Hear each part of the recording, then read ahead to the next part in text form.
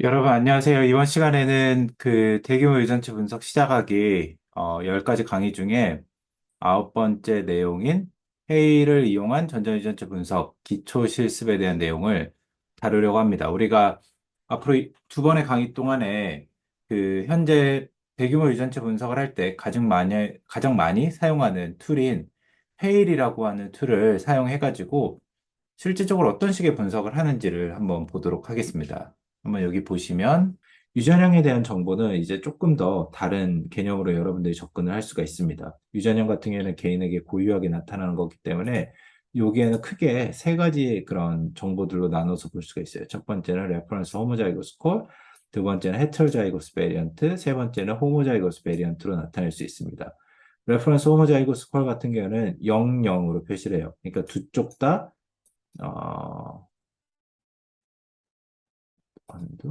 네. 그쪽 다 레퍼런스 알리를 갖는 경우다라고 얘기를 할 수가 있습니다. 그런데 헤테로자이고스 콜 같은 경우에는 이렇게 두 쪽 중에 한쪽이 베리언트 알리를 갖고 있습니다. 그래서 0과 1 이런 식으로 표시를 하게 되죠. 바이알렐리 같은 경우에. 호모자이고스 베리언트 같은 경우는 동일한 베리언트 알리 1, 1 이런 식으로 갖고 있게 됩니다. 그렇죠? 그래서 이렇게 포맷에 보시면 포맷 컬럼에 GT, AB, AD, DP, GQ, PL 이런 식으로 표시를 하면 이 각각의 표시에 매칭이 되는 정보들이 들어가요. GT는 뭐다? GT는 여기 컬럼 앞에 있는 이 정보인데 0, 0으로 되어 있죠. 그러니까 우리가 얘를 호모자이고스 베리언트, 아니, 레퍼런스 호모자이고스 콜이라고 알 수가 있습니다. AB라고 하는 건 여기에 이렇게 점으로 들어가 있기 때문에 정보가 없는 거예요. 정보가 왜 없냐면 얘 같은 경우에는 레퍼런스 호모자이고스 콜이기 때문에 얘 같은 경우에는 그냥 얘를 여기를 0으로 보는 겁니다. 그쵸? 이게 왜 0이 될 수 있냐? 두 번째 AD를 보도록 하죠. 세 번째 AD는 36,0이에요. 그죠? 하나의 지표가 아닙니다. 여기서 36은 뭐냐면 레퍼런스 알릴의 리드의 숫자예요. 레퍼런스 알릴의 리드의 숫자가 36개. 0은 뭐냐? 베리언트 알릴의. 그러니까 1에 해당하는 리드의 숫자가 하나도 안 나왔다는 거예요. 왜 그러냐? 이거는 00이기 때문에 얘에 대한 정보는 들어가지 않겠죠. 그죠? 그러면 여기에 대한 AB, 그러니까 퍼센테이지는 어떻게 되냐? 총 36개고 그 다음에 그 중에 베리언트 알릴의 개수는 0이기 때문에 이거는 0이 됩니다. 그래서 여기가 점으로 표시가 되는 거죠. 그리고 이제 이거를 전체적인 그 값에 대한 게 나오죠. 36 전체적인 값은 DP, 뎁스로 나오게 되고 이 포맷, 엔트리 정보에도 뎁스가 또 따로 있어요. 이건 개인화된 뎁스 정보예요. 그 다음에 지노타입 퀄러티, GQ. 이 퀄러티도 프레드 스케일로 나와서 얘가 99의 형태로 데이터가 들어오게 됩니다. 그쵸? 그 다음에 마지막에는 probability, 프레드 라이클리우드라고 하는 라이클리우드 스코어가 들어가게 됩니다. 그래서 이 스코어를 바탕으로 계산을 해주게 되는 거죠.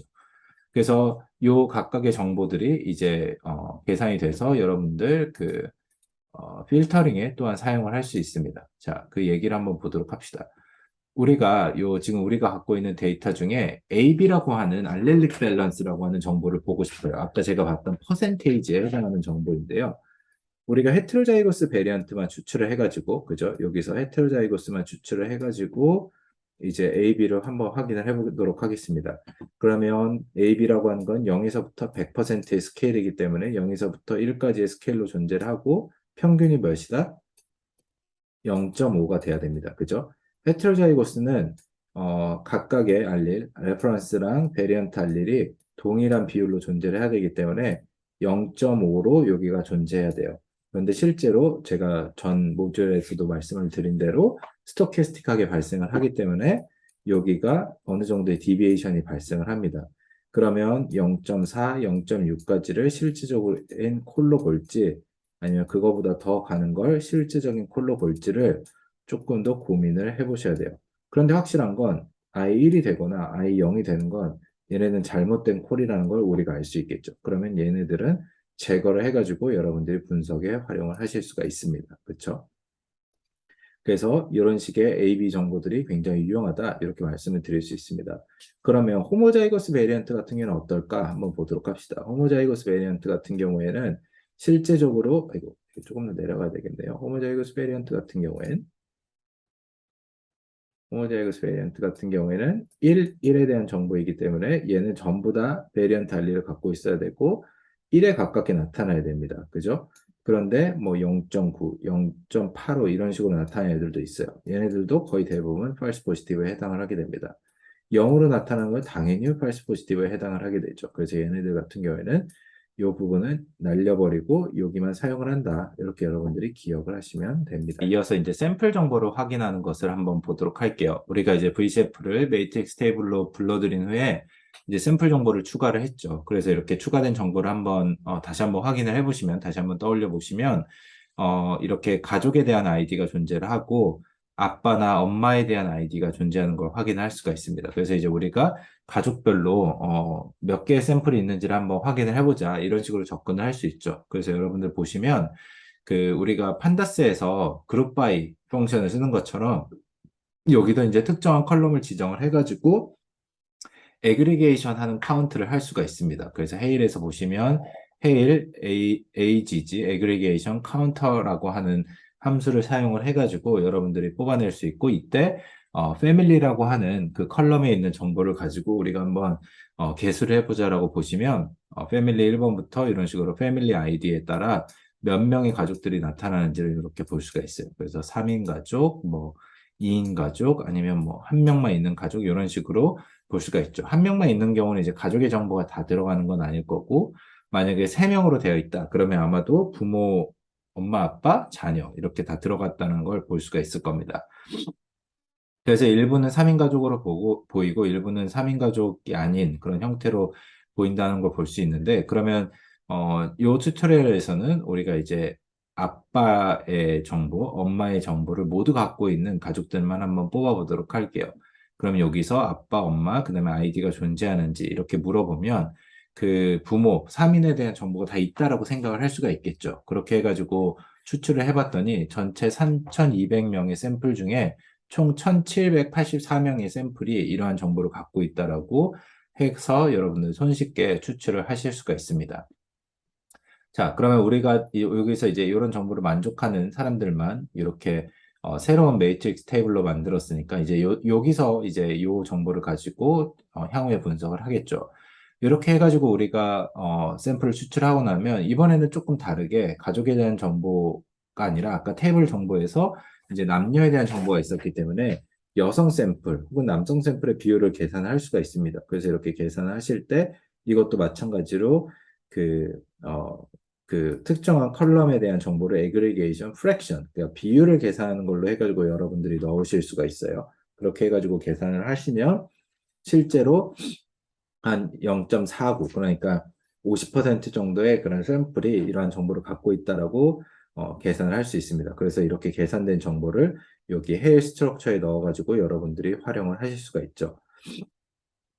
그 다음에 이제 샘플에 저장된 정보를 컨티뉴어스한 베리어블도 계산을 할 수가 있어요. 그래서 제가 여기서 하이트라고 하는 임의적인 컬럼을 넣었는데 이러한 정보를 이제 평균 값을 계산을 해가지고 하이트 언더스코어 민이라고 하는 컬럼을 한다. 그럼 이것도 마찬가지로 여러분들이 계산해서 넣으실 수가 있습니다. 요거는 이제 간단하게 플롯 히스토그램 같은 그런 함수를 사용을 하시면 여러분들이 이제 그 하이트 함수에서 그 하이트 컬럼에 나오는 정보를 가지고 그 키의 분포를 보실 수가 있는 거죠.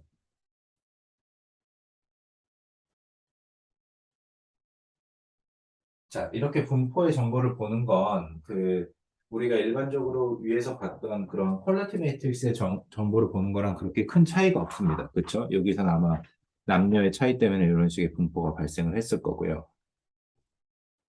자, 이제 우리가 이러한 정보들을 봤으니까 그러면 품질 지표를 기반으로 해가지고 퀄리티 컨트롤, 정도 관리를 어떻게 하는지를 한번 보도록 합시다. 일단 첫 번째는 두 가지 측면에서 여러분들이 정도 관리를 할 수가 있는데, 하나는 샘플 수준에서 하실 수가 있고 또 한 가지는 이제 유전 변이 수준에서 여러분들이 하실 수가 있어요. 그래서 샘플 수준에 대한 정보에 대해서 우리가 먼저 한번 보도록 합시다. 유전 변이, 그죠? 여기 샘플 수준. 샘플 수준에 대한 정도를 먼저 보실 때는 요 샘플 언더스코어 그 다음에 QC라고 하는 컬럼을 여러분들이 사용을 하시면 됩니다. 요 함수를 사용을 하시면 됩니다. 그래서 스닙에 대한 거, 인들에 대한 정보 이런 식으로 해가지고 여러분들이 어, 그, 그 QC를 만들면 요 헤일 스트럭처 안에 샘플 QC라고 하는 정보가 들어가요. 그래서 샘플 QC에서 기본적으로 제공하는 뎁스에 대한 평균, 스탠더드 디비에이션, 최소 최대값, GQ의 평균, 뭐 이런 정보들이 들어가게 됩니다.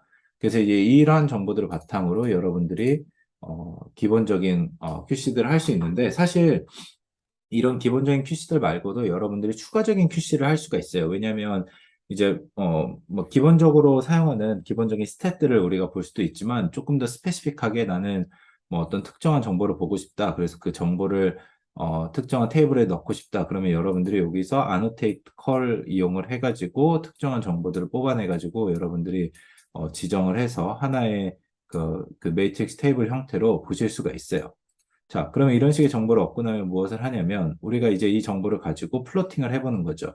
그래서 여기서 보시면 우리가 전에 얘기했던 것처럼 제가 스니커 인델의 숫자를 확인하는 거, 그래서 요 확인하는 정보를 가지고 특정한 정보가 군집을 이루는지 아닌지를 볼 수가 있어요. 그러니까 무슨 얘기냐면 제가 모듈 2 때 설명을 드린 대로 뭐 예를 들어서 PC1, 2를 보면 PC1, PC2를 보면 이런 식으로 군집이 나타난다라고 얘기를 드렸죠. 안 좋은 데이터 같은 경우에. 그러면 이런 경우에는 어떤 특정한 그런 퀄리티 지표들이 이런 것들을 보여줄 수도 있다라고 생각을 할 수가 있습니다. 가장 간단한 디멘전은 뭐냐면 예를 들어서 여러분들이 데이터를 얻으시면 이렇게 해가지고 여기다가 스닙의 숫자, 그 다음에 여기다 인델의 숫자를 이렇게 넣으면 이 데이터의 퀄리티가 그 배치가 만약에 퀄리티의 그 배치가 굉장히 크다. 그러면 데이터가 막 이런 식으로 두 덩이로 나타나게 돼요. 혹은 뭐 생뚱맞게 한 덩이가 이렇게 뛰어나온다든지 이런 정보들이 있으면 거의 대부분 요거는 굉장히 낮은 퀄리티의 샘플이다라고 여러분들이 추정을 하실 수가 있습니다. 지금 여기에서 보시면 여기는 스닙이고 여기는 인델인데 거의 고르게 이런 식으로 분포하는 것을 확인을 할 수가 있어요. 이거는 이제 아주 임의적으로 되게 좋은 퀄리티를 뽑아냈기 때문에 그렇게 큰 차이는 있다라고 저희가 볼 수가 없습니다. 자, 그러면 조금 더 데이터를 보시면 이번에는 샘플 QC에서 나왔던 지노타입 퀄리티의 평균을 한번 봐보도록 할게요. 지노타입 퀄리티의 평균을 보시면 스닙의 퀄리티가 0에서부터 100까지 정도, 99까지 정도의 스케일인데 보시면 한 80 이상으로 굉장히 높게 형성되는 걸 볼 수가 있습니다. 인텔 같은 경우에는 이렇게 80만큼 높지는 않고 그거보다는 조금 떨어져서 나오게 되죠. 그래서 한 65 정도로 나오는 거를 확인을 할 수가 있습니다. 인텔 같은 경우는 이제 콜링의 퀄리티가 스님만큼 아주 높지는 않기 때문에 이제 이런 식의 분포들이 형성이 된다라고 말씀을 드릴 수가 있어요.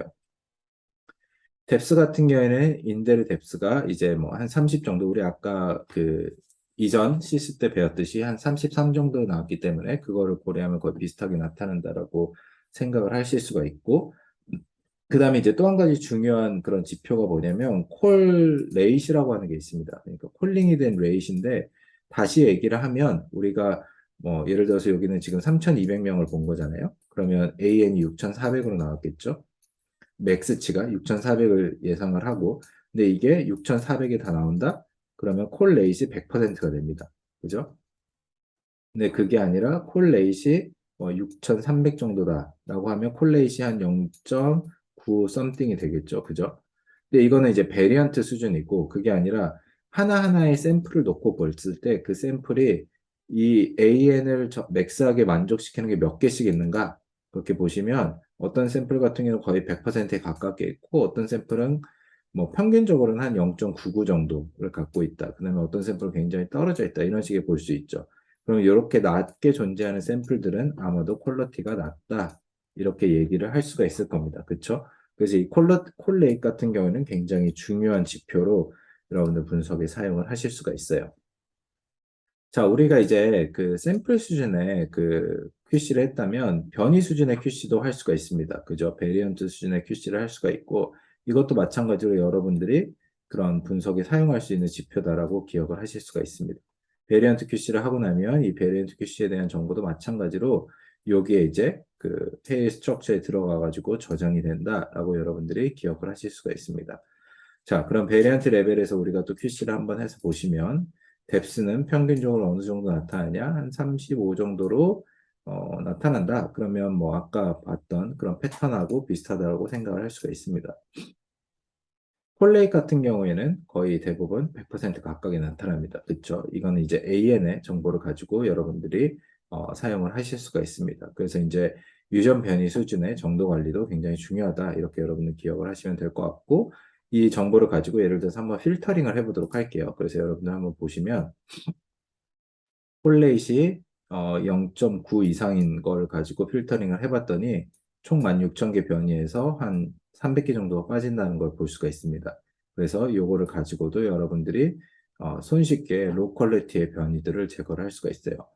그 다음에 이제 전자유전체, 특히 일루미나 플랫폼에서 우리가 또 한 가지 많이 사용하는 부분이 뭐냐면, 몇몇의 DNA 부분들은 굉장히 베리언트 콜링을 하기 어렵습니다. 매핑이 잘 안 되는 지역에 해당을 하거든요. 그런 지역을 우리가 low complexity region, 말 그대로 컴플렉시티가 낮은 그런 유전체 지역이라고 얘기를 합니다. 컴플렉시티가 낮다라고 하는 건 뭐냐면, 만약에 예를 들어서 그 특정한 지역의 염기 서열이 전부 다 A로 되어 있거나 전부 다 C로 되어 있거나 전부로 G로 되어 있다라고 하면 이런 지역들은 되게 그 리드들을 매핑을 하기가 어려워요. 왜냐하면 너무나 다 똑같이 생겼기 때문에 어디가 리드가 시작하는 지점이고 끝인 지점인지를 알 수가 없어요. 그래서 이런 지점에서 나오는 변이들은 대부분 퀄리티가 낮습니다. 그래서 이러한 파일을 이 LCR-HS38이라고 하는 배드 파일을 통해서 이 BWMEM을 만든 이 개발자가 제공을 해줍니다. 그래서 이거를 배드 파일 형태로 불러준 다음에 이 지역 안에 있는 변이들을 제거해 줄 수도 있어요. 그러면 우리가 총 아까 이렇게 सब셋을 했던 게 15,000개 정도의 변이였다라고 하면 이 지역에 나타나는 변이들을 추가적으로 제거를 해봤더니 총 14,000개 정도의 변이로 줄어드는 것을 우리가 확인을 할 수가 있습니다. 이것도 일루미나 데이터를 사용을 할 때 되게 고전적으로 많이 사용하는 그런 필터링 방식이라고 여러분들이 기억을 하시면 됩니다. 자, 그러면 이제 유전형 같은 경우에는 어떻게 나타나는지 한번 보도록 하죠. 우리가 베리언트 정보를 아까 그 베리언트 QC를 통해서 봤다라고 하면 유전형 정보는 그 베리언트 QC에서 나오는 정보는 아니고 여기서 각각의 사람들이 갖고 있는 그 변이의 빈도랑 그다음에 변이의 개수, 그다음에 변이의 조합들을 가지고 이제 여러분들이 간단한 PCA를 구할 수가 있습니다. 그렇죠? 그래서 유전 정보라고 하는 거는 유전형 정보라고 하는 건 기본적으로 샘플에 고유하게 존재를 하고 이 유전형 정보를 바탕으로 우선적으로는 파퓰레이션 스트럭처가 존재하는지를 확인을 합니다. 왜냐하면 population structure라고 하는 건 우리가 이미 알고 있는 정형화된 패턴이기 때문에 만약에 이 population structure 외에 다른 패턴이 나타난다라고 하면 아마도 이 베리언트 콜링을 하는 그러니까 유전형을 찾아내는데 어떤 다른 영향이 있지 않을까라고 생각을 할 수가 있어요. 그래서 이거를 구할 때 여러분도 어떻게 하시면 되냐? 이 함수를 사용을 하면 됩니다. 헤일에서 HWE Normalized PCA 그러니까 하디 바인베르그 이퀄리브리엄이라고 하는 약자죠. HWE 거기에 이제 Normalized PC를 구하면 예를 들어서 뭐 K가 이제 기본적으로 클러스터링이니까 K를 한 3 정도로 설정을 해가지고 계산을 합니다. 그렇게 해가지고 컴플렉시티 PC를 계산을 하시면 각각의 PC에 대한 값이 나오게 되고 이 PC에 대한 값을 스코어로 해가지고 뭐 이거는 뭐 알아서 변수명을 정하시면 되고 이렇게 해서 그 컬럼으로 아노테이션을 하면 이제 여러분들이 정보를 볼 수가 있어요. 이렇게 해가지고 보시면 PC1, PC2 이런 식의 정보들이 여기에 이제 들어가서 볼 수 있는데 이렇게 보게 되면 이 정보를 가지고 여러분들 그냥 일반적으로 하는 그 PCA 플롯에 여러분들이 투영을 하실 수가 있습니다. 그래서 우리가 지금 사용하는 Thousand Genome 데이터 같은 경우에는 굉장히 여러 가지 인종이 있어요. 그래서 뭐 예를 들면 여기 중국인, 일본인이 어디 있죠? 일본인이 여긴 일본인 데이터는 없는 것 같네요. 중국인 데이터 있고 네, 뜨뜨뜨. 눈에 띄는 아시아인은 없는 것 같고, 자, 그러면, 그 다음에 여기 유럽인들이 있죠. 여기 유럽인이 하나 있고, 또 유럽인이, 어, 그리고 아프리카인들도 여기 아프리카인이 있고, 그 다음에 이것도 아마 아프리카인일 거고, 이것도 아마 아프리카인일 거고, 이런 식으로 있습니다. 그리고, 여기 멕시코, 그 다음에 이것도 아마 남미 사람들일 거고, 이렇게 존재를 하게 되죠. 제가 다른 약자는 정확히 기억이 안 나네요. 자, 이런 식으로 이제 그 각각의 대륙별 정보들이 존재를 하는데, 제가 이제 이거를 말씀드린 이유는 뭐냐면, 이렇게 해가지고 여러분들 PCL 하시면, 아까 그 모듈 2 강의에 나왔던 것처럼, 이 클러스터에서 특정한 덩어리들이 이런 식으로 존재를 하게 됩니다. 그쵸? 근데 지금 여기는 굉장히 퍼지하게 다 이렇게 좀 퍼져 있잖아요. 이거는 저희가 염색체 22번에 일부만 추출했기 때문에 이 PCA의 스트럭처가 그 이론 수업에서 봤던 것처럼 그렇게 나오진 않습니다. 근데 이제 만약에 여러분들이 전체 데이터를 사용을 하시면 아주 예상대로 이렇게 딱 나오게 됩니다. 근데 제가 전 시간대 설명을 드린 대로 만약에 PCA를 했는데 이러한 패턴, 어떤 정형화된 패턴이 나오지 않고 되게 생뚱맞은 어떤 클러스터들이 나온다. 이 NCST 정보랑 매칭이 되지 않는 클러스터의 정보가 나온다. 그러면 여기에는 뭔가 로우 퀄러티를 인디케이션 하는 컨파운더가 들어간다라고 여러분들이 생각을 하시면 됩니다. 자, 이제 우리가 그 유전형 정보까지의 그런, 그 정도 관리를 봤으니까 이번에는 이제 베리언트 아노테이션과 클래시피케이션 하는 방식에 대해서 한번 배워보도록 하죠. 자, VCF는 기본적으로 유전 변이 정보를 담고 있지만 각 유전 변이가 어떤 유전자 혹은 단백질을 변화시키는지 그리고 기능적으로는 의미가 있을지 없을지에 대한 정보를 제공하지 않습니다. 그렇죠? 이게 되게 중요한 얘기예요. 기본적으로 VCF는 그냥 유전 변이에 대한 정보 그리고 유전형이 어떤지에 대한 것만 있지 이런 단백질에 대한 정보들을 제공하지는 않아요. 그래서 우리가 여러분들이 이런 분석을 하실 때는 추가적으로 여러분들이 유전 변이 위치와 서열에 따라서 이러한 기능적인 변화가 무엇인지를 알아내는 과정이 필요합니다. 그죠? 우리가 이런 과정을 뭐라고 부르냐면 베리언트 아노테이션이라고 불러요. 이게 뭐 한국말로 정확한 번역어가 있는지는 잘 모르겠습니다. 그냥 영어 사전을 돌리면 주석화라고 하더라고요. 근데 이런 말은 사실 좀 안 맞는 것 같고 일단 베리언트 아노테이션이라고 하고 이게 사실 유전 변이 분석에도 굉장히 중요한 부분을 차지합니다. 왜냐하면 우리 몸 안에는 되게 많은 한 몇백만 개의 그런 변이가 존재를 하고 이 변이들이 어떤 기능성을 갖고 있는지 그리고 어떤 아노테이션이 사용됐는지에 따라서 결과들이 조금씩 다르게 나와요. 그래서 우리가 만약에 진짜 질병의 문제를 일으키는 혹은 그런 약물의 반응성을 보이는 어떤 변이들을 알고 싶다. 그러면 여러분들이 이런 아노테이션들을 아주 정확하게 이해하고 들어가실 필요가 있습니다. 그리고 이제 이런 것들에 대한 기술 개발, 이제 인공지능을 바탕으로 한 기술 개발들이 계속적으로 이루어지고 있죠. 그래서 이제 제가 이 내용에 대한 것들을 이제 또 그 다른 그 수업에서 제공을 하려고 합니다. 자, 그러면 우리는 기본적으로 이 튜토리얼 데이터는 Ensemble Variant Effect Predictor, 줄여서 VEP라고 하는 툴을 사용을 해가지고 이미 아노테이션 해서 제가 만들었습니다. 근데 이거를 여러분들이 나중에 각자의 그런 컴퓨터나 혹은 HPC에서 하시고 싶다. 그러면 hail.vep라고 하는 함수를 쓰셔가지고 여기다 JSON 파일로 컨피그레이션을 넣으시면 데이터가 기본적으로 아노테이션이 됩니다. 이렇게 하지 않고 만약에 내가 인생이 좀 지루하고 나는 좀 도전하는 걸 좋아한다. 나는 두려움이 없다. 이러시면 여러분들 어, 이 직접 터미널에서 VP를 구동하시면 됩니다. 그래서 이게 요즘에는 좀 좋아져가지고 다커를 사용을 해가지고 여러분들 쓰시면 되지만 조금 더 난 하드코어한 걸 원한다. 그러면 여러분들 이제 VP를 직접 펄에서 설치를 한번 해보셔가지고 여기서 이제 터미널에서 인풋 VCF 넣고 아웃풋 넣고 그다음에 이런 식으로 정보를 해가지고 처리를 하시면 됩니다. 근데 이거는 뭐 그렇게 추천하진 않아요. 그래서 여러분들 요 방법대로 해가지고 여러분들 HPC에서 하시면 충분히 VFP 데이터를 얻으실 수가 있습니다. 자, 그러면 제가 요 뒤에서 요 내용을 얘기하기 전에 하나 좀 더 강조를 하고 싶은 건 여러분들 앞으로 이 전자유전체를 하실 일이 많을 텐데 가능하면 해일 내 VP 함수를 사용하시는 걸 추천합니다. 왜냐하면 첫 번째는 연구 제한성이에요. 이 VP라고 하는 게 사실 유저들마다 세팅하는 거나 아니면 버전을 기록하는 거, 버저닝이 굉장히 어렵기 때문에 가능하면 해일에서 이 컨피그레이션 파일을 사용을 해가지고 사용하시면 나중에 기록하기에도 훨씬 편하고 모두 다 동일하게 재현을 해가지고 들어가기가 굉장히 중요합니다.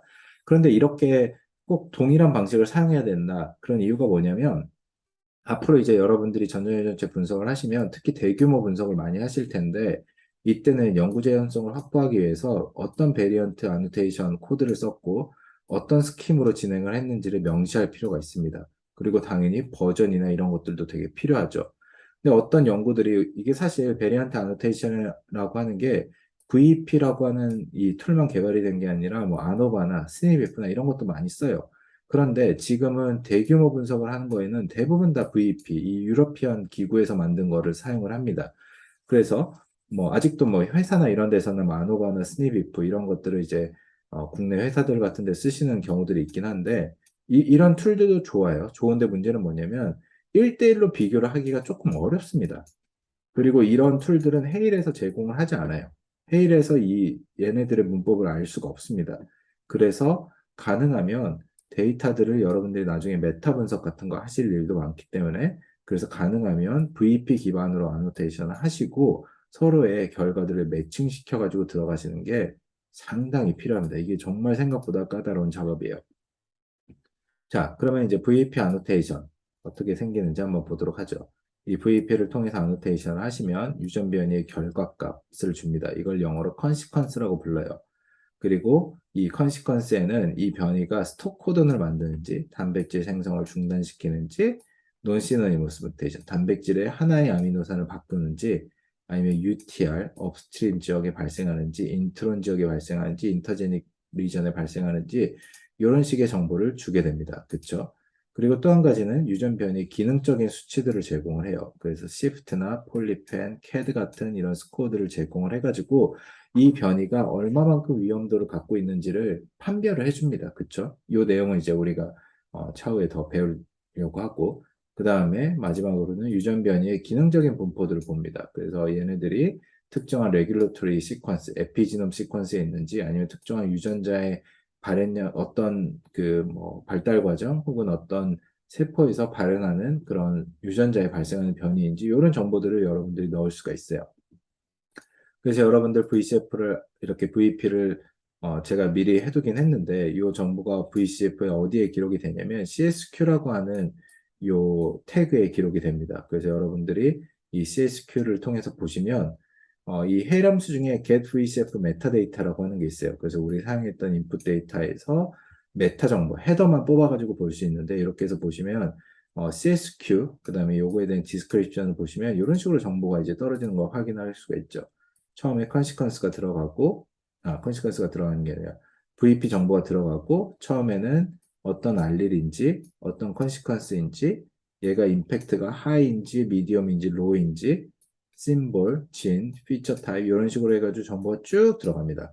그래서 이 정보가 여기 보시면 이렇게 파이프의 형태로 나눠져 있어요. 그래서 이 정보가 나중에 데이터를 여러분들이 헤일의 스트럭처로 열어보게 되면 이게 어레이 안에 어레이로 들어가시는 거를 여러분들 볼 수가 있습니다. 한번 여기 제가 아마 띄워놨을 거예요. 여기 보시면 인포 안에 이런 식의 정보가 쭉 들어가 있고 여기 이제 마지막에 CSQ라고 하는 파일 안에 어레이의 형태로 들어가 있습니다. 그래서 이 정보를 가지고 이제 여러분들이 실제로 그 VP 정보를 가지고 활용을 할 수가 있다라고 하는 말씀이죠. 자, 그러면 우리가 사용하는 지금 이 VCF 파일에서 과연 몇 개의 변이들이 어떤 형태로 나타나는지를 한번 보도록 합시다. 여러분 한번 여기서 보시면 이 매트릭스 테이블 또 마찬가지로 이번엔 롤을 기준으로 애그리게이션을 해요. 숫자를 그룹 바이 카운트를 하는 거죠. 그래서 CSQ라고 하는 컬럼에서 컨시퀀스를 놓고 보시면 과연 몇 개가 되었는가? 자, 이런 식의 정보들이 이렇게 나오게 되는 거죠. 그래서 여기에 UTR도 있고 여기에 프레임 시프트도 있고 인트론도 있고 미센스도 있고 스플라이싱 베리언트도 있고 시노니머스 베리언트도 있고 업스트림 진 베리언트도 있는데 가장 많이 나오는 변이가 뭐였죠? 보시면 여기 보이는 인트로닉 베리언트 그리고 인터제닉 베리언트는 많이 안 나왔는데 어쨌든 보통 우리 유전차 안에는 이 두 가지 형태의 변이가 제일 많습니다.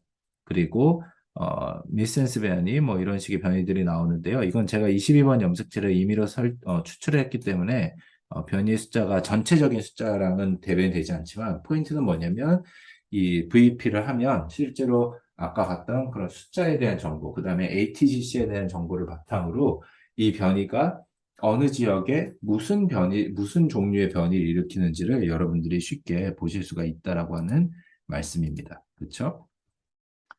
자, 그러면 이 변이들이, 어, 제가 뭘 보고 싶냐, 유전 변이가 발생하는 위치에 따라서 변이의 빈도수가 어떻게 달라지는지를 한번 보도록 합시다. 그러면, 그쵸. 제가 여기서 보고자 했던 건 뭐냐면, 제가 한국말 좀 이상하게 썼네요. 그죠? 인터제닉 베리언트만 뽑아가지고, 이 인터제닉 베리언트들이, 알릴 카운트가 몇인지 한번 보도록 합시다. 그러면 1에서부터 한 6천 몇 가지 있을 텐데, 보시면 인터제닉 베리언트 같은 경우에, 이것도 마찬가지로 대부분 A씨가 1로 나타난다. 이렇게 우리가 볼 수가 있습니다. 그쵸? 이번에 미스센스 같은 경우에 놓고 보시면, 미스센스 같은 경우에는 이런 패턴이 더 강하게 나타나요.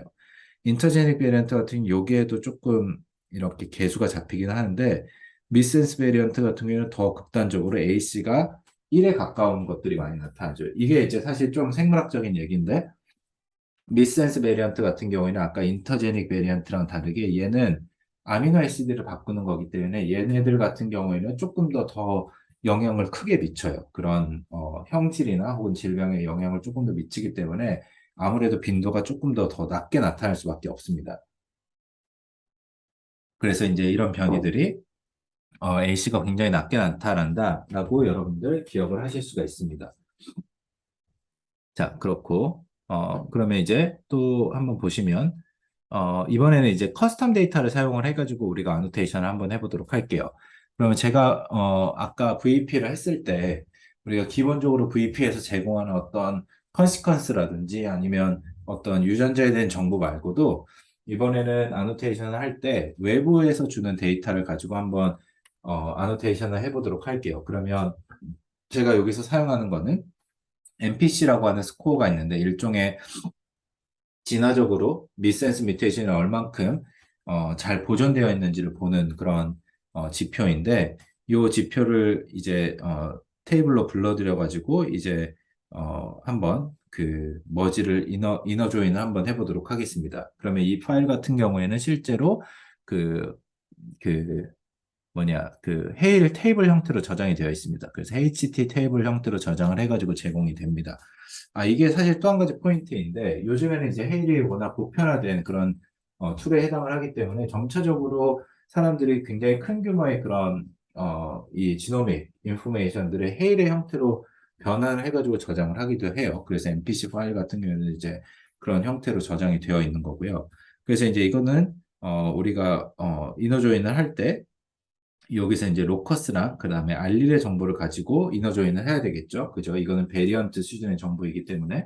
그래서 이제 이렇게 해가지고 이너 조인을 하시면, 이 MPC 스코어를 갖고 있는 그 MPC 스코어에 대한 점수들을 각각의 로에 대해서 넣을 수 있고, 여기서 이너 조인을 하지 않고 아우터 조인을 하겠네요. 그죠? 그래서 그 MPC 스코어가 각각의 그 포지션에 들어갔고, 포지션에 들어가지 않은 것들은 이제 MPC 정보가 없다라고 하게 나오게끔 이렇게 조인을 하게 됩니다. 그렇게 하고 나서 이제 NPC 스코어가 2 이상인 거. 그러니까 NPC 스코어는 사실 0부터 한 4까지 존재를 하게 되는데 2 이상인 게 몇 개 있는가 이렇게 보시면 한 3개 정도의 미스센스 변이가 NPC 스코어가 2 이상을 갖고 있다라고 우리가 해석을 할 수가 있습니다. 여기 이렇게 돼야 되겠네요. 그죠? 음, 이렇게 돼야 되겠네요. 자, 그리고 NPC 스코어가 그러면 잘 아노테이션이 된 것 같으니까 여기가 세 개고, 그죠? 세 개가 존재를 합니다. 그죠? 이렇게 얘기를 할 수 있고, 자, 알리 프리퀀시 이번에는 그럼 알리 프리퀀시 정보를 한번 아노테이션 해보도록 하겠습니다. 그래서 이것도 마찬가지로 노마드라고 하는 데이터가 있는데 여기 이렇게 여러분들 들어가시면 한 10만 명의 데이터를 여기다 이렇게 저장을 해놨어요. 그래서 여러분들 여기서 특정한 유전자에 대한 정보를 이렇게 딱 클릭을 하면 각각의 변이들이 어디에 존재하는지 이런 식의 정보가 다 나옵니다. 그래서 노마드 같은 경우에 이제 하나의 변이를 딱 클릭을 해보시면 여기에 한 사람들 한 2,800명 정도에서 요 변이들을 추출했다 이렇게 볼 수 있고 이거 2,800명 좀 작은 것 같고 한 어떤 걸 보는 게 좋을까요? 요거를 한번 봐볼까요? 요거 같은 경우에는 24,000명 중에서 이런 정보를 봤다. 이렇게 여러분들이 이해를 하실 수가 있습니다. 자, 그러면 이 알리 프리퀀시에 대한 정보를 우리 데이터에도 넣고 싶으니까 이렇게 할 때는 이제 리드다 테이블 마찬가지로 헤일 테이블을 불러들여 가지고 이것도 마찬가지로 여러분들이 그 그 변이랑 그다음에 로커스의 정보를 가지고 여러분들이 조인을 할 수가 있습니다. 이렇게 조인을 해가지고 보면 이 알리 프리퀀시에 대한 정보를 우리가 public AF라고 하는 필드에 저장을 하고 싶은데 여기 끝쯤에 이렇게 저장이 되는 것을 확인을 할 수가 있죠. 그죠? 그렇게 저장을 해가지고 여러분들 보시면 손쉽게 알리 프리퀀시에 대한 정보를 확인할 수가 있습니다. 근데 이게 사실 한 세네 줄의 되게 간단한 코드인데요. 이게 제가 되게 강조를 하고 싶은 이유는 뭐냐면 실제로 옛날에 헤일이 있기 전에 이와 같은 작업을 하려고 하면 굉장히 복잡한 뭐 딕셔너리를 만들어 가지고 조인을 한다든지 아니면 뭐 아노바나 이런 특정한 외부 프로그램을 사용을 해가지고 아노테이션을 해야 했습니다. 근데 지금 이거 같은 경우에는 코드 자체도 굉장히 간단하고 나중에 여러분들이 헤이를 직접 구동을 하실 때도 굉장히 빠르게 아노테이션이 되는 것을 보실 수가 있어요. 그래서 이것도 아마 여러분들 나중에 그 헤이를 작동을 할 때 굉장히 손쉽게 사용하는 그런 정보 중에 하나다라고 여러분 기억을 하실 수가 있을 것 같습니다.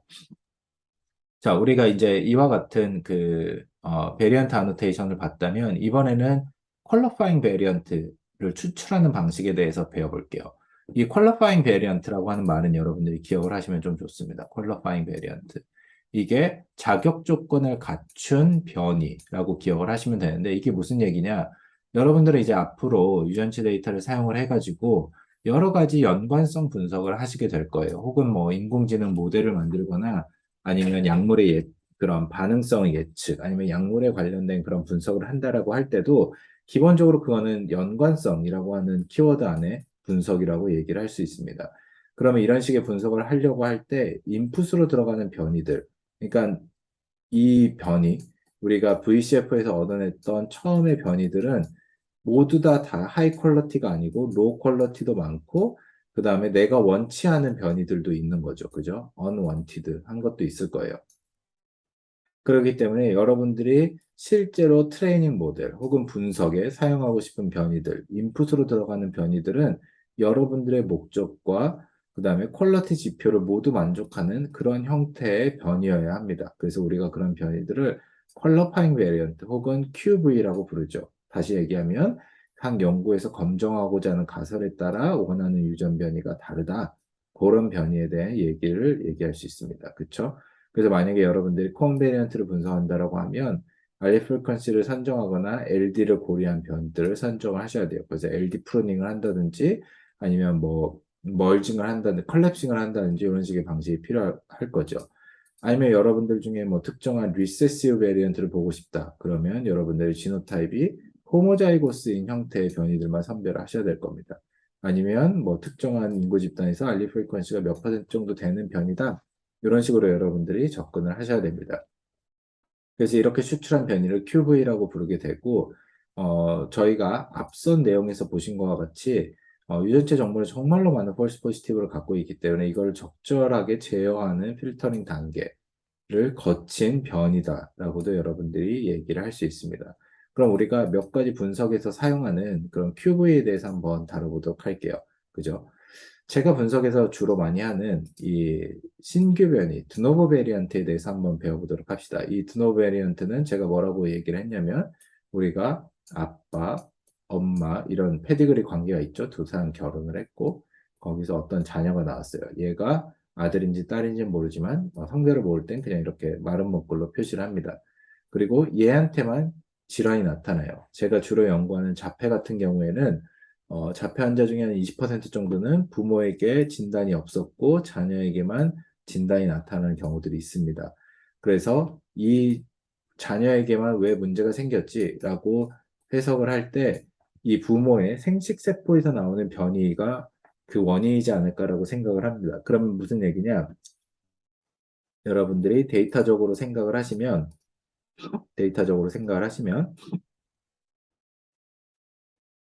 부모에게는 00의 변이, 그 지노타입이 나타나고, 엄마에게도 00이 나타나고, 자녀에게만 01이 나타나야 돼요. 그죠? 왜냐하면 이 헤테로자이거스, 요 베리언트 알릴이 그러니까 엄마나 아빠 중에 한 명의 그 생식세포에서 우연하게 뮤테이션이 발생을 해가지고 전달이 됐겠죠. 그죠? 근데 만약에 예를 들어서 아빠의 정자다. 아빠의 정자다라고 하면 여기서 뮤테이션이 있는데 이 정자의 하나의 정자에 존재하는 뮤테이션은 사실 아빠 전체에 영향을 미치는 건 아니기 때문에 이게 이제 수정이 돼가지고 이 아이로 자라나게 되면 이 변이가 이 아이의 전체 모든 세포에 들어가는 변이가 되게 됩니다. 그렇죠? 그리고 얘가 문제를 일으킨다? 그러면 병으로 발생을 할 수 있게 되는 거죠.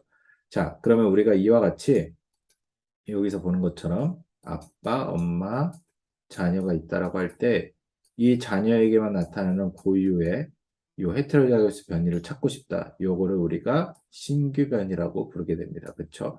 요 신규 변이를 부르는 과정을 한번 해보도록 할게요. 신규 변이라고 하는 건 기본적으로 인구 집단에서 굉장히 낮은 프리퀀시를 갖고 있습니다. 최소한 0.1% 미만으로 나타날 거예요. 1000명 중에 한 명한테 나타날까 말까 한 겁니다. 사실 이거보다 더 낮은 빈도긴 해요. 그 다음에 하이 퀄리티 베리언트에 해당을 해야 되겠죠. 그래서 알렐릭 밸런스 0.5 언저리 나타나는 거. 그 다음에 뎁스 같은 경우에도 하이 뎁스, 그죠? 낮은 뎁스는 버리고 지노타입 퀄리티도 99에 가까운 녀석들을 선별하려고 합니다. 그렇죠? 그 다음에 우리가 드노버 뮤테이션에 대한 예측 프로그램을 이제 헤일 함수에서 하게 되면 여기서 그 컨피던스 스코어가 하이나 미디엄에 해당하는 것들을 하고 싶어요. 자, 그럼 보시면 어떻게 하면 되냐? 맨 처음에 우리가 하고 싶은 거 첫 번째 기준, 그죠? 첫 번째 기준 알리 프리퀀시로 끊어주는 거. 알리 프리퀀시로 끊어주는 걸 맨 처음에 필터링을 합니다. 이렇게 해서 필터링을 먼저 하고 그 다음에 뭘 한다? 이런 식으로 이제 각각의 퀄리티 매트릭스를 만족시키는 거를 뽑아주고 싶습니다. 아, 이건 제가 여기다 넣지 않았네요. 그러면 드노버 뮤테이션 예측하는 걸 뽑아보고 싶습니다. 드노버 예측하는 걸 뽑아볼 때 여기서 드노버라고 하는 함수를 사용을 하면 됩니다. 그쵸? 그리고 여기 페디그리 정보, 엄마 아빠에 대한 정보가 있어야 되기 때문에 이렇게 넣고 아, 제가 좀 헷갈렸어요. 여기서 보시면 이런 식의 퀄리티 지표들이 세 가지 퀄리티 지표를 쓰는 거는 여기다 넣으면 됩니다. 여기에 파라미터에 넣게 돼요. 이렇게 파라미터에 넣어가지고 여러분들이 이 모든 세 가지 상황들을 고려를 해가지고 결국에 드노버 뮤테이션을 찾으시면 됩니다. 그러면 하이 컨피던스 드노버가 몇 개 나오냐? 우리가 1700명의 그런 가족 데이터 중에 10개, 미디엄 컨피던스가 7개, 그 다음에 로우 컨피던스가 94개로 나타나게 됩니다. 그죠? 그러니까 총 한 17개 정도를 1000명이 넘는 사람한테 갖게 되는 거예요. 그러니까 사실 굉장히 적은 빈도로 나타난다는 걸 알 수가 있죠. 그렇죠? 이렇게 해가지고 이제 우리가 드노 뮤테이션을 추출을 할 수가 있습니다. 마찬가지로 희귀변이 같은 경우에도 여러분들이 추출을 해가지고 사용을 하실 수가 있어요. 여러분들 사용을 하실 때 예를 들면 희귀변이라고 하는 건 무슨 의미냐? 희귀변이는 기본적으로 인구 집단에 알리 프리퀀시가 낮게 존재하는 변이를 얘기를 합니다. 그리고 이제 이런 변이들이 옛날에는 연구하기가 되게 어려웠어요. 왜냐하면 제가 모듈 2때 말씀드린 것처럼 그 각각의 그런 변이들이 여러 사람한테 공통적으로 나타나지 않기 때문에 걔네들을 개수를 해가지고 검정을 하는 것 자체가 굉장히 쉬운 일이 아니었습니다. 근데 이제 전자유전자 코호트가 커지면 커질수록 질환이나 형질에 영향을 미치는 그런 희귀변이들이 많이 연구가 되고 있어요. 희귀변이 같은 경우는 이제 공통변이 와 다르게 이제 품질 지표나 알리 프리퀀시에 따라서 데이터의 분포가 굉장히 다릅니다. 그러니까 무슨 얘기냐면 만약에 여러분들이 공통 변이 같은 경우는 거의 모든 사람들이 갖고 있기 때문에 그런 변이에 대한 그 품질 지표들이 어느 정도 이제 예측이 가능합니다. 근데 희귀 변이 같은 경우는 좀 들쭉날쭉한 부분들도 있고 그 다음에 특정한 인구 집단에서만 되게 변이들이 관찰이 되기 때문에 그런 변이들을 또 추출하려면 또 그 특정한 인구 집단의 변이의 빈도를 설명할 수 있는 그런 데이터베이스가 필요해요. 그러니까 예를 들면 한국인의 뭐 희귀 변이를 연구하고 싶다. 그러면 당연히 한국인의 데이터가 필요하겠죠. 앞서서 봤던 그런 노마드 같은 그런 미국의 데이터를 가지고 연구를 하기는 조금 어렵습니다. 자, 그래서 우리는 이제 대규모 유전체 연구에서 시행했던 그런 몇몇 희귀변이 분석하는 방식에 대해서 한번 해보도록 할게요. 그래서 이거는 이제 제가 전에 했었던 연구의 그 기준을 가지고 사용을 했는데 어떤 기준을 가지고 할 거냐 보시면 알리 프리퀀시가 0.1% 미만이고 그다음에 알리 카운트가 5 미만인 그런 변이들만 선택을 하고 싶고 그다음에 변이들에 대한 지표를 할 때 헤테로자이거스 변이를 보고 싶을 때 GQAB, 그 다음에 BQSO, LOD 정보를 가지고 쓰고 싶어요. 그래서 필터링 컨디션 엔트리를 먼저 만들어 볼게요. 지노타입에 대한 정보를 먼저 이렇게 만들려고 볼 때, 이제 여러분들이 GQ 정보를 25 이상을 넣고 알렐리 밸런스를 0.3 이렇게 넣어가지고 필터링을 한번 해보도록 하겠습니다. 이렇게 필터링을 해가지고 이제 지노타입에 따라서 필터링 퀄리티를 만들게 되고 그 다음에 앞서서 보여드린 대로 VQSL로 디스코드 이런 식으로 넣을 수가 있습니다. 그럼 처음에 64만 개에서 시작했던 지노타입의 숫자들이 13,000개로 줄어들고 그 다음에 이후에 이제 알릴 프리퀀시랑 그 다음에 알릴 카운트까지 고려를 해가지고 넣으면 이 13,000개의 숫자가 이제 더 줄어드는 것을 확인할 수가 있습니다. 그쵸? 그리고 이제 최종적으로 여러분들 이게 이제 자녀에게만 나타나는 변이를 또 헤테로자이거스 변이를 선별을 하면 이 변이의 숫자는 2,451개의 지노타입으로 떨어지는 것을 확인을 할 수가 있습니다. 그래서 이와 같이 이제 우리가 이 가까이 기준을 세우고 접근을 할 수가 있다는 거죠. 마찬가지로 호모자이고스 같은 경우에도 동일하게 필터링을 할 수가 있어요. 여기서 이제 우리가 하나의 조건을 한번 세워보겠습니다. 이때는 우리가 이제 어떻게 할 거냐, 호모자이고스 지노타입 가지고 필터링을 할 때는 부모에게는 헤테로자이고스 변이이고 자녀에게는 호모자이고스 변이로 나와야 됩니다. 그렇죠? 그러니까 아빠, 엄마, 자녀가 있다라고 하면 자녀는 1, 1이고 아빠는 0, 1이 돼야 되겠죠? 그죠? 아이고, 0, 1이 돼야 되겠죠? 그 다음에 엄마 같은 경우에도 0, 1이 돼야 될 겁니다. 그쵸? 그래서 얘네가 뭐를 하는 거냐? 요 1이 여기로 유전이 되고 요 1이 여기로 유전이 되는 형태로 들어가야 될 거예요. 그쵸? 요 경우를 찾고 싶은 거예요. 왜냐하면 예를 들어서 이 변이가 질병을 일으킨다라고 가정을 하면 지금 부모 같은 경우에는 두 쪽에 알릴이 없기 때문에 질병을 일으키지 않는 거죠. 그런데 자녀 같은 경우에는 이 리스크 알릴, 베리언트 알릴을 하나하나씩 받았기 때문에 질병을 일으킨다. 이렇게 생각을 할 수가 있습니다. 자, 그러면 한번 보도록 합시다. 자, 그래서 선발 기준은 호모자이거스 베리언트인데 부모는 헤테로자이거스 변이를 갖고 있는 경우, 그 다음에 하이 퀄리티 변이, GQ, AB, DP, AN, QD를 갖고 있는 경우를 보고 싶습니다. 그래서 맨 처음에 지노타입을 필터를 할 때 GT가 레퍼런스 콜이 아닌 것들을 먼저 선택을 하고요. 그 다음에 알릴 프리퀀시를 임의적으로 5% 미만으로 한번 끊어보도록 할게요. 자, 이렇게 끊고, 그 다음에 이제 각각의 그런 자녀 정보들을 넣고, 그 다음에 이제 그 부모에게서 나타나는 정보가 모두 다 헤테로자이고스인 경우들만 뽑아보도록 하겠습니다. 왜냐하면 각각의 가족을 가지고 여러분들이 여기서 애그리게이션을 그룹 바이를 하게 되면 이 가족별로 헤테로자이고스의 숫자가 부모에게서 나타나는 걸 카운트를 할 수가 있겠죠. 그랬을 때 두 개가 나타난다라고 하면 아까 말씀드린 부모에게 헤테로자이고스인 걸 만족을 하니까 이렇게 해가지고 필터링을 하면 지노타입이 5만 9천 개 정도가 나타나게 됩니다. 그리고 나서 이제 우리가 보시면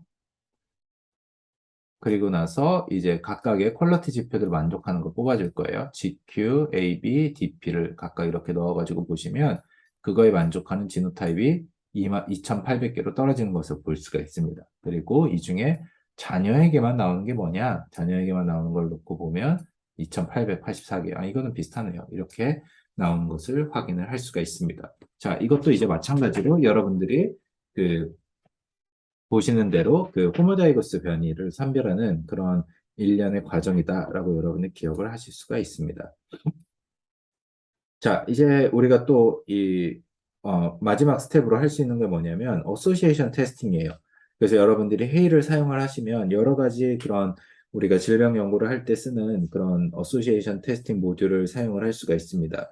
그래서 우리가 가장 이제 여러분들 앞으로 이 전염유전체를 가지고 많이 보게 될 어소시에이션 테스팅 두 가지가 뭐냐면 결국에 지와스랑 그다음에 스케치라고 하는 모듈이죠. 그래서 여러분들 헤일 매뉴얼에 이렇게 가시면 지와스 튜토리얼이 잘 정리가 되어 있어요. 왜냐하면 이거는 이제 굉장히 정형화된 그런 분석 방식이기 때문에 여러분들이 여기서 제공하는 지와스 데이터를 가지고 여러분들 따라가실 수 있습니다. 그래서 제가 보여드린 대로 이렇게 사우전 지놈 데이터 얻고 그 다음에 VCF 불러드린 다음에 그 다음에 이제 여러분들 여기서 특정한 컬럼들을 임의적으로 추가한 다음에 요 부분쯤을 보시면 돼요. 여기는 이제 필터링 하는 내용은 똑같아요. 저희가 보여드린 내용이랑. 제가 이걸 보고 만든 건 아닌데, 거의 대부분 비슷하네요. 요 지와스 내용을 보시면 여기서 이제 이렇게 퀄러파이된 변이를 넣고 그다음에 마지막에 리그레이션을 하시면 이렇게 우리가 흔히 보는 지와스 형태의 이런 플롯이 형성된다라고 보실 수 있습니다. 그래서 이렇게 리니어 리그레이션도 볼 수 있고 그 맨하탄 플롯도 볼 수 있고 그다음에 이제 지와스의 그런 람다 값이 얼마큼 형성이 되어 있는지를 이제 QQ 플롯을 통해서 보실 수도 있습니다. 그래서 원래대로라면 이제 컨파운딩이 없다라고 하면 이 기준선 1에 만족하는 람다 값이 형성이 돼야 되는데 지금 이제 이거는 뭐 임의적으로 만든 데이터이기도 하고 하니까 컨파운딩이 있겠죠. 그래서 여기서 이제 지식값이 그 람다 값이 굉장히 높게 형성되는 것을 볼 수가 있습니다. 그렇죠? 그래서 이런 값이 왜 발생을 했는가? 그러면 이제 컨파운딩 팩터가 있다. 그래서 여기서 이제 그 NC3 PCA라든지 이런 것들을 해가지고 보시면 여기서 보는 것처럼 여러 가지 형태의 그런 NC3이 나오는 것을 확인을 할 수가 있죠. 그래서 이 PC 값을 넣어가지고 조정을 하시면 이제 람다의 값이 조금 더 이제 정상적으로 돌아오는 것을 볼 수가 있습니다. 이제 이걸 토대로 우리가 이제 어소시에이션이 어느 정도 됐다 이런 식의 판별들을 여러분들이 진행을 하실 수가 있는 거죠. 그렇죠? 자, 마찬가지로 이제 스캣과 같은 레어 베리언트에 사용하는 그런 메소드들도 여러분들이 보실 수가 있습니다. 그래서 여기서 보시면 스캔 메소드, 그죠? 여기 헤일다 스캣이라고 하는 요 함수를 사용을 해가지고 여러분들이 진행을 하실 수가 있고, 요거를 바탕으로 이제 여러분들 그 관련된 변이들을 추출을 할 수가 있습니다. 이렇게 하든지 아니면 지와스에서 나온 대로 요 레어 베리언트 분석 방식들 요 튜토리얼을 따라가지고 레어 베리언트 분석을 여러분들 진행을 하실 수가 있어요. 근데 이제 이 모든 것들을 하기 전에 이제 가장 기본적인 건 헤이를 이용해서 이제 기본적인 리그레이션 분석 방식들을 여러분들 진행을 하실 수가 있는데 여기서 보시면 우리가 봤던 샘플에 대한 정보들 임의로 뭐 예를 들어서 하이트에 대한 값을 가지고 이거에 관련된 뭐 알리 프리퀀시가 어떻게 되는지 이 정보들을 이렇게 넣을 수가 있죠. 그래서 커베리어스로 뭐 여성을 넣는다든지 아니면 PCA 값, 그죠? PCA에서 PC1번, PC2번으로 나오는 정보들 이런 것들을 넣어가지고 여러분들이 리그레이션을 활용하실 수가 있습니다. 사실 이제 그 헤일의 리그레이션이 아주 엄청 빠르다라고 얘기는 할 수 없긴 한데, 그래도 뭐 기본적으로 좀 한 워크플로우에서 되기 때문에 아마 여러분들이 뭐, 그렇게 어렵지 않게 진행을 하실 수 있을 것 같다라고 생각을 하고 있고, 그 다음에 이렇게 나온 결과들은 바로 테이블 형태로 나오기 때문에 여러분들이 손쉽게 이제 나오는 데이터들을 다른 뭐, 그, 다운스트림 분석이라든지 아니면 뭐 인공지능 워크플로우에 병합을 해서 사용한다든지 하는 방식들을 여러분들이 활용을 하실 수 있을 거라고 생각을 합니다. 자, 그래서 우리가 되게 그 짧은 시간 동안에 두 번의 그 실습을 통해서 헤이를 이용한 그런 전자유전자 분석의 기초 실습들에 대한 내용들을 다뤄봤습니다. 그래서 다시 한번 정리를 하면 여러분들이 기본적으로 이 헤이를 사용하는 가장 첫 번째 목적은 뭐냐면 여러분들이 이제 전자유전자 데이터를 얻게 될 때 여러분들 각자가 하고 싶은 분석에 사용하는 그런 변이들을 추출하고 싶다. 그리고 그 변이를 추출할 때 여러분들이 확보한 샘플이라든지 아니면 베리언트 콜들이 얼마만큼 정확하게 나왔는지 그리고 그 정보들이 실제로 내가 분석을 하고자 하는 목표에 따라서 원하는 양식의 포맷을 갖고 있는지에 대해서 여러분들이 생각을 하셔야 되는 거죠. 그 다음에 이제 두 번째 목표는 뭐냐면 여러분들 실제로 분석을 하실 때 그 여러 가지 그런 외부 데이터들을 VCF에 많이 갖다가 붙이게 될 겁니다. 그렇죠? 그래서 여러분들 생각을 하면 우리가 지금 여기서 그냥 변이에 대한 정보들을 여기에 보시면 이렇게 변이에 대한 정보들만 놓고 봤지만 실제로 이 변이들이 각각이 갖고 있는 굉장히 다양한 그런 정보들이 존재를 하게 됩니다. 그래서 그 다양한 정보들을 어떻게 조합해가지고 내가 활용할 수 있는가에 대해서 고민을 하셔야 돼요. 저 같은 경우는 이제 그 지논 브라우저 같은 예시를 한번 들어보면 저 같은 경우는 이제 분석을 할 때, 요게 이제 지논 브라우저 안에 여러 가지 트랙들이 있죠. 이게 이제 기본적인 유전자를 보여주는 그런 정보, 그 다음에 에피지논 정보 이런 식으로 있는데, 에피지놈 정보 같은 경우에도 굉장히 많은 그런 내용들이 들어가는 것을 확인을 할 수가 있습니다. 자, 예를 들면 여기서 이걸 한번 보도록 하죠. 자, 이거는 GTEx sys-eqtl이라고 하는 정보인데, 여기 이제 여러분들 들어가시면, 이, 그, GTEx라고 하는 데이터베이스에서 나오는 그런 여러 가지 그런 티슈라든지 아니면, 그, 대규모 그런 셀라인 정보에서 나오는 그런, 어, 그, 그 유전자 발현량에 대한 그런 어, 유전적인 그런 인터랙션들을 볼 수가 있어요. 보시면 셀라인은 아니고 49가지의 이렇게 티슈에 대한 정보들을 가지고 볼 수가 있는데 사이트에 들어가서 한번 보도록 합시다. 이 사이트에 이렇게 들어가시면 여러분들 예를 들어서 익스프레션 패턴을 한번 보시면 어, 여기서 하나의 예시를 한번 싱글셀이 아니라 멀티진 쿼리를 한번 보도록 합시다. 그러면 보시면 여기 브레인에 대한 데이터, 혈관에 대한 데이터, 심장에 대한 데이터, 뭐 간, 뭐 폐 이런 식의 여러 가지 된 정보들이 있습니다.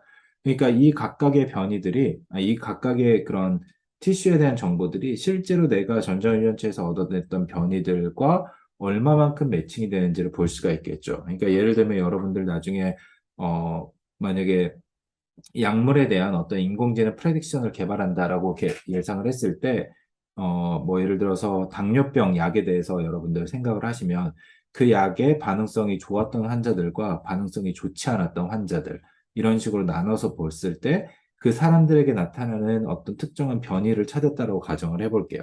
그러면 그 변이가 나타나는 유전자가 실제로 당뇨병에 관심 있는 뭐 인슐린 업테이크에 관련된 리셉터 유전자였는지 아니면 걔네들이 작동하는 췌장의 특정한 유전자 발현량을 나타내는 그런 정보였는지 등등을 여러분들이 보실 수가 있는 겁니다. 그러면 그 정보들을 하나의 VCF 안에 넣어가지고 분석을 하려면 궁극적으로는 이 모든 그 분석의 워크플로우를 하나로 통합할 수 있는 그런 시스템이 필요하다라고 얘기를 할 수가 있겠죠. 그런 경우에 이제 여러분들이 헤이 시스템을 사용을 하면 여러분들이 손쉽게 이런 베리언트 아노테이션이나 클래시피케이션 같은 것들 기본적으로 할 수가 있고 거기에 매칭이 돼서 내가 분석에 사용하고 싶은 퀄러파잉 베리언트 같은 걸 추출을 해가지고 여러분들 분석에 적용을 하실 수 있을 거라고 생각을 합니다. 그래서 기본적으로 전자유전자 데이터를 다룰 때 이 해일에 대한 기본적인 여러분들 문법이 익숙하게 연습을 해두시면 차후에 뭐 딥러닝 예측이라든지 아니면 머신러닝 예측을 할 때 사용하는 그런 변이에 대한 정보들도 손쉽게 활용할 수 있을 거라고 생각을 합니다.